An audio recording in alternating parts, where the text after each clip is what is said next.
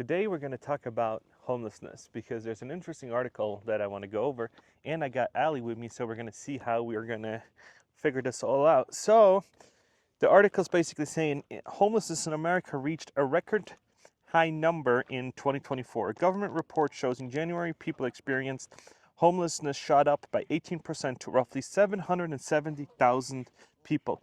The annual survey pointed to economic problems like rising housing costs and migrants. So that they're saying basically is that they don't have opportunities and that it's just too cost of living. And what I look at it is I'm getting so many messages that people are actually in Starbucks and they're trying to break into their field and they can't. So what do you do with that? So people that want to break into a field and they're on the verge of homelessness, I would say that there's some disaster relief sort of income that they need to get first so that they can get their career going. You cannot establish a career overnight. You can do things like, if you have a car, you can drive for Instacart, you can maybe drive for Uber, Grubhub. You can drive medical supplies at night. It's like Uber for medicine. So there's that you can do while you continue to job search. But your question is, how do you jumpstart a career Yeah. if you're on the verge of homelessness? No, I'm saying that that's the cause of homelessness because because a lot of people have degrees, but they're not using them. And so I feel like the easiest way out of homelessness or not to even get into it is if you can get a career started, right? Yeah. Okay. So I have a kind of a shocking take on this. So I believe that you should do a little bit of work for free to prove your value to somebody, offer up essentially like a 7-day free trial of your services, whatever they are. If you're a digital marketer, if you are a graphic designer, if you are a project manager, if you are a software developer, a house cleaner, whatever it is, you know how all of these subscription services like, Monday.com and Netflix and whatever, they offer 7-day free trials. They sure do. 7 days. Everything offers a 7-day free trial so you can try it out, get hooked, see the value, and then pay for it if you want. Or if it's not a good fit, you can cancel. The subscription model, right? Where you give model. them free value up front.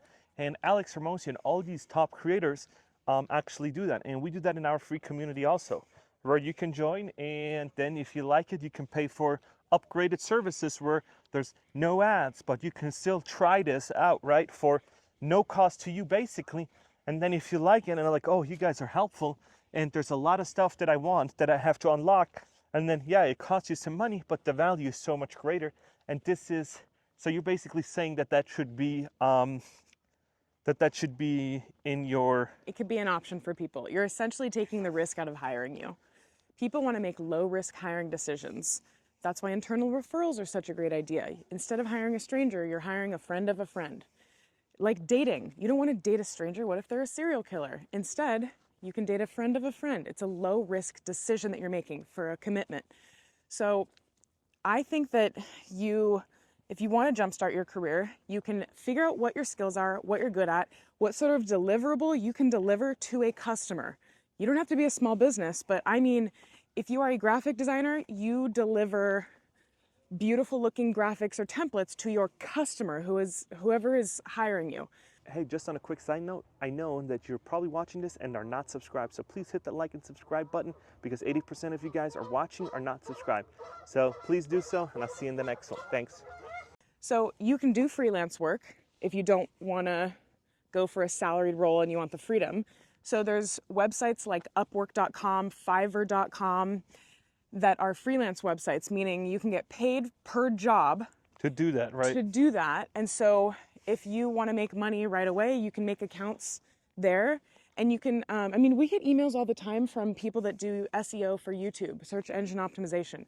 They email us and they go, hey, I did a deep dive of your YouTube channel. Here are the recommendations for boosting your analytics. If you want to hire me, these are my rates. And they're essentially giving us a 7-day free trial. Not 7 days, but they're essentially giving us a free sample.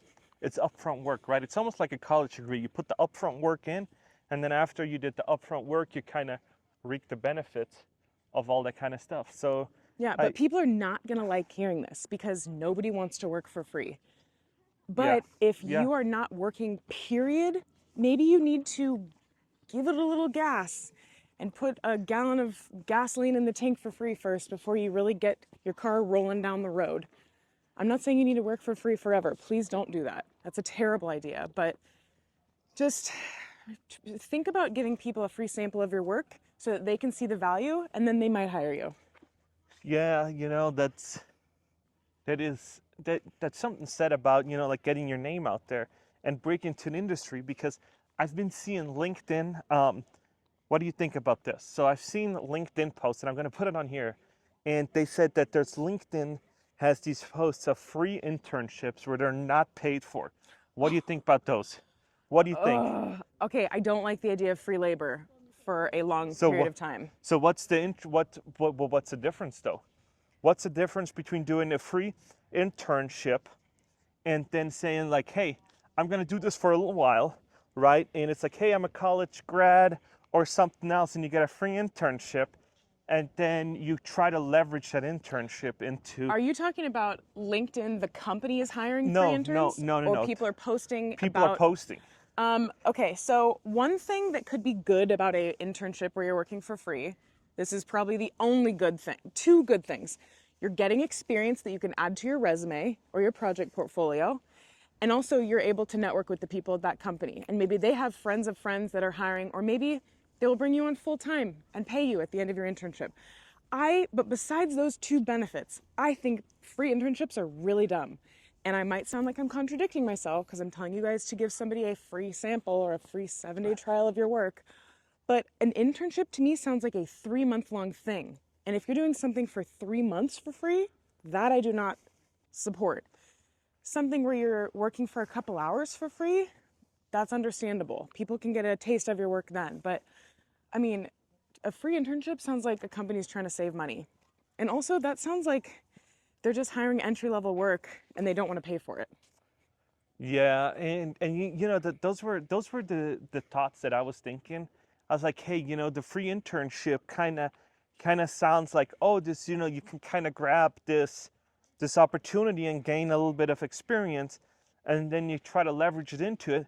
But so this is how I would probably do it. If I lived in that area, I would apply for it. If I get it, I still be job searching, and I would have something on my resume, and I'd still be job searching, building my network, building connections.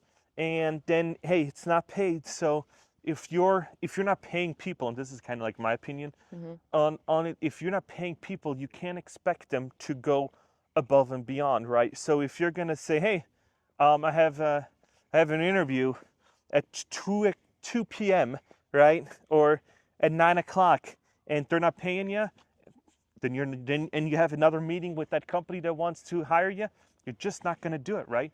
So you're like, hey, I got this interview coming up, so you guys aren't paying me, so it's an internship. Maybe it's 2 months or 3 months, and you're bounced, right?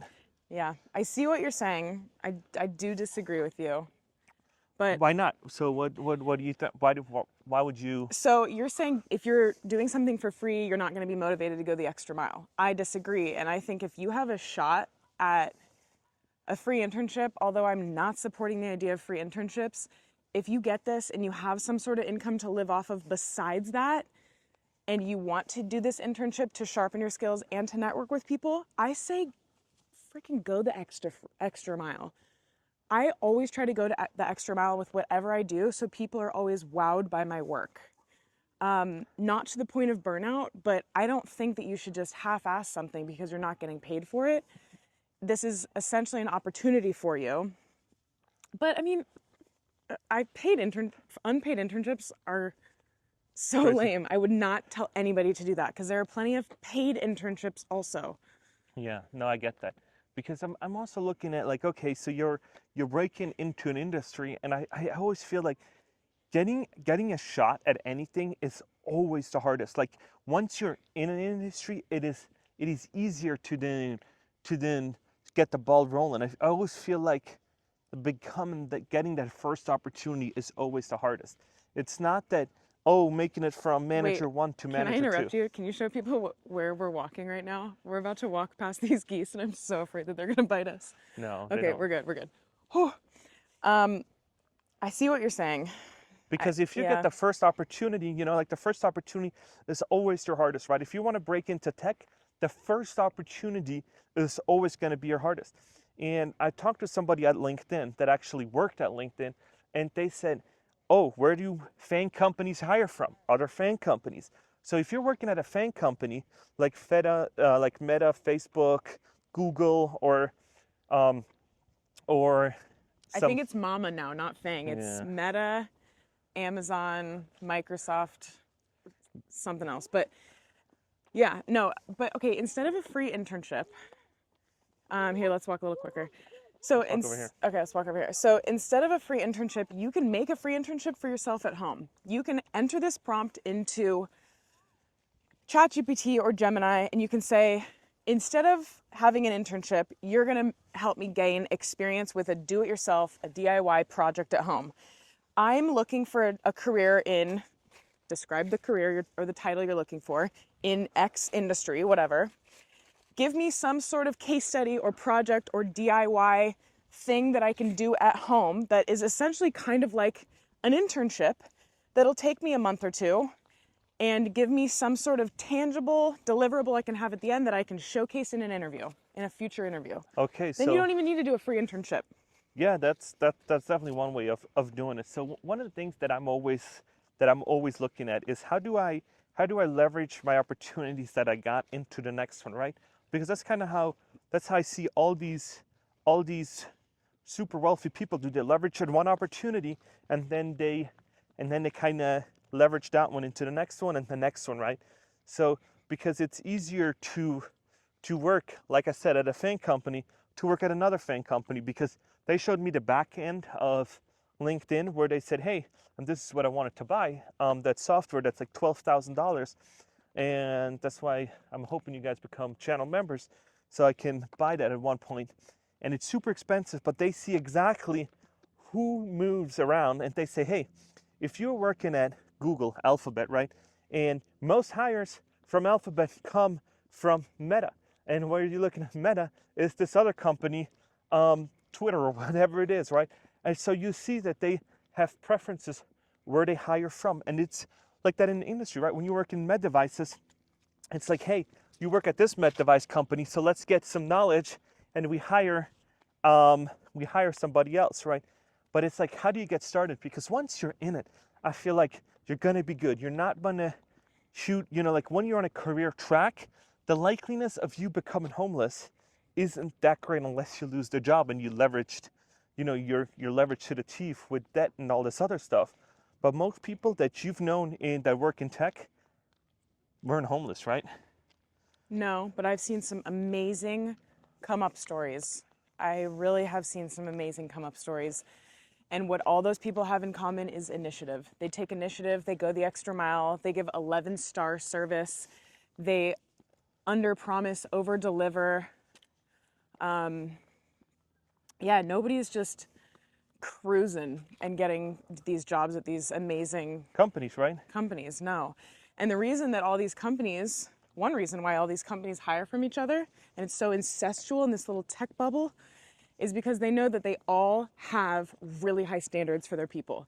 And they know that Yes. if you've worked at Meta in a fast-paced, dynamic, Environment, yeah. often ambiguous environment, you know that you can probably work at, Twitter also, X.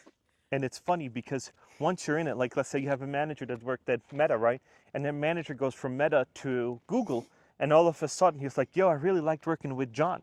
And John's this amazing guy. So I have an open rack open on my team, and I love to work with John again.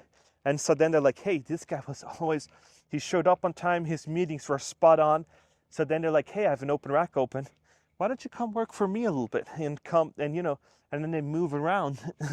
And that's kind of what I was going with all this stuff. It's like, if you get a shot at building a career, I think you're way less likely to be homeless, right? If you take initiative, but it's so entitled. Some of these people that I talk to are so entitled. They said, I've been unemployed for 12 months, 16, 17. I've had people been employed for 19 months, and when I jump on a call with them, they think there's nothing wrong with how They they've think done it's it. everybody else's fault and they Yeah. have a victim mentality. We see that so many times Yeah, where it's like, I've done nothing. A lot of people come to us and they're like, I keep applying. Where's my job? I have a degree. I have a resume. Where's my job? This isn't fair. It's everybody else. It's not my fault. And It is then, your fault. And you know what's funny? Then they say, oh, if I join your group, you know, if I join that, Can you guarantee me a job? can you guarantee me a job? And it's like, No. this is what we're offering is we're offering you all the tools. We're offering you all these things. So we give you the best practices, and all you got to do is basically copy and paste and learn a little bit about interviewing. And so you have the best practices, and you're ahead of everybody else. But people are then so entitled of saying, oh, if I do that, or am I guaranteed anything? And it's like, No. guaranteed is nothing but death. You are okay. If I'll guarantee somebody something, if you take what we offer, all these little tips and tricks and hacks and templates and scripts and strategies, and you implement them every day and you are consistent about it, I guarantee you will eventually have a very fruitful career and get a job. I can't tell you when because it's all up to you. If you put this amount of effort in, you'll get a job in this amount of time. If you put this amount of effort in, you get a job in this amount of time.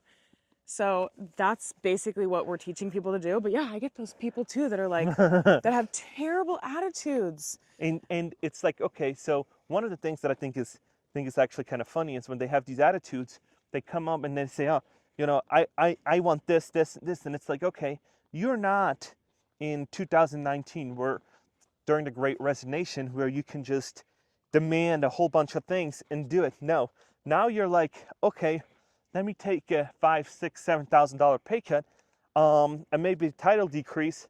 But guess what? I'm gonna leverage the hell out of it. And as soon as the economy picks back up, there's more opportunities, and I'm gonna make 2 steps ahead. And some people are so naive, thinking that hey, this is what I'm gonna do now. It's like I can't be less than a program manager or something else like it, program manager 2, because this is what I've been for 5 years now, and I can't do it. And I'm always telling them, you know, like a small step back isn't necessarily a step back for life. Yeah, it can be an adjustment. Short-term pain over long-term gain. But And have you told them about how I took a $39,000 paycheck in 2021 moving? paycheck? Pay cut. Pay cut? No. I took a $39,000 pay cut moving from California to Las Vegas.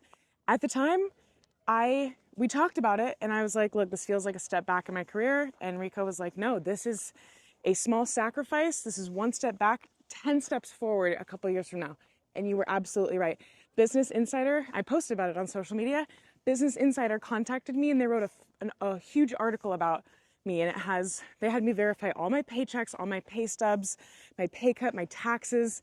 And you can look it up on Business Insider. Google my name and you can see that I took a pay cut. Yeah. That's not always a bad thing. But it's like, oh, you don't always go up. so to sum it all up, if you got to be humble, right? You got to be willingness to learn and not be and put into work, right? I feel like if you put these 3 things into practice from this video, you're ahead of, I would say, 90%, because there's so many people that have such huge entitlement and say, oh, this is how I got in jobs 20 years ago, so I'm just going to keep doing it. Then you're already ahead of these people, right? Because it's not 20 years ago is a lot different than today. And so you're already ahead a step of those. And then you're like, hey, I'm ahead of those people that are entitled, right? And they're not willing to budge. So you're ahead of those people. And so you're super ahead of most candidates, right? Yeah, work for free for a week, have a career for life. Yeah. It's make a small sacrifice now for a big payoff later on. It's Yeah. basically delayed gratification. People today want instant gratification, but easy come, easy go, baby. But you know what? It's funny. It's these people that say, I want instant, you know, like, is there any guarantees? I wonder if they got their college degree and said, is there a guarantee that I'm going to be making $150,000 as soon as I get out of college? It's these people that are like, oh, I need guarantees. I need guarantees. Besides taxes and death, there's no guarantees in life, right? It's just not. I could tell you these things, that you got to pay your taxes and death is coming. Might be tomorrow, might be in 50, 60, 70 years. But it's coming. It's around the corner. And so that's what I always tell, because there's no guarantee. Because people say so many things. I hear in the Muller calls, what's the guarantee? You know? Yeah. So, yeah, let me know if you have any questions, if you agree, disagree. let us know. And yeah, let's connect on LinkedIn like always. And please like and subscribe this video. So yeah, you can do that. Doesn't cost you anything. I appreciate it.